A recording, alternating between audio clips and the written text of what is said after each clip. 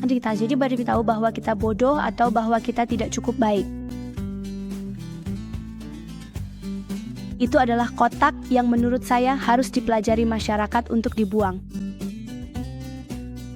Sebagai bagian dari proyek komunitas saya bekerja sama dengan TK Atang Crèche di Extension 20 karena saya melihat pendidikan dimulai sejak awal kehidupan. Orang tua mengantarkan anak-anak mereka ke sana demi keinginan untuk memperbaiki kehidupan anak-anak mereka.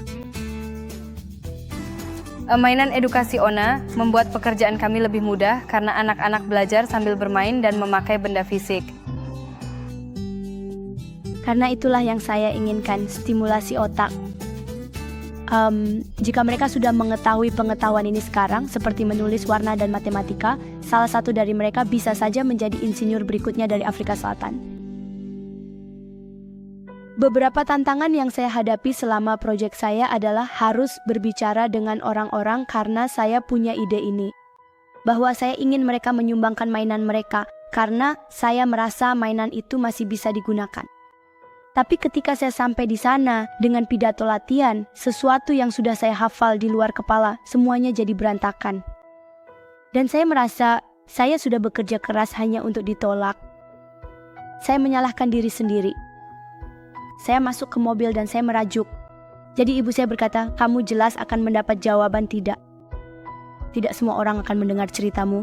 Tidak semua orang dia akan terkesan dengan ceritamu, dan itu adalah sesuatu yang harus kamu pelajari untuk bangkit dan mengakui hal itu. Yesus adalah pemimpin yang sejati.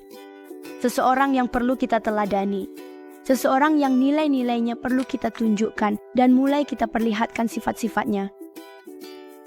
Penting bagi kita untuk menepati janji, sama seperti Tuhan telah menepati janjinya kepada kita.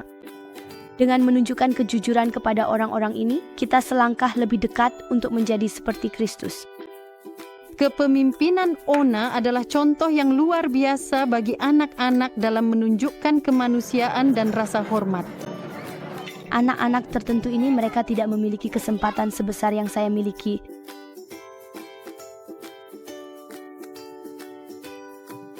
Sangat menginspirasi melihat seorang remaja berusia 15 tahun membantu masyarakat dan sangat berani.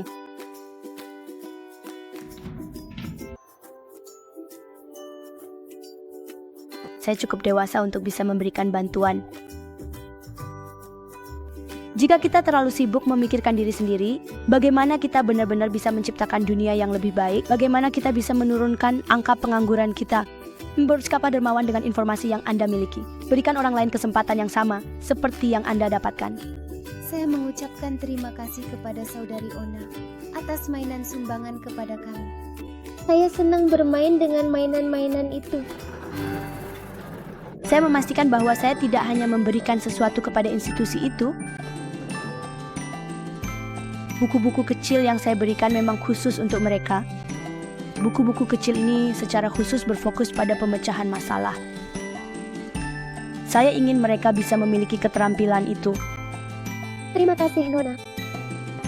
Kita harus berusaha untuk memperbaiki dunia kita. Kedermawanan hanyalah langkah pertama menuju hal itu.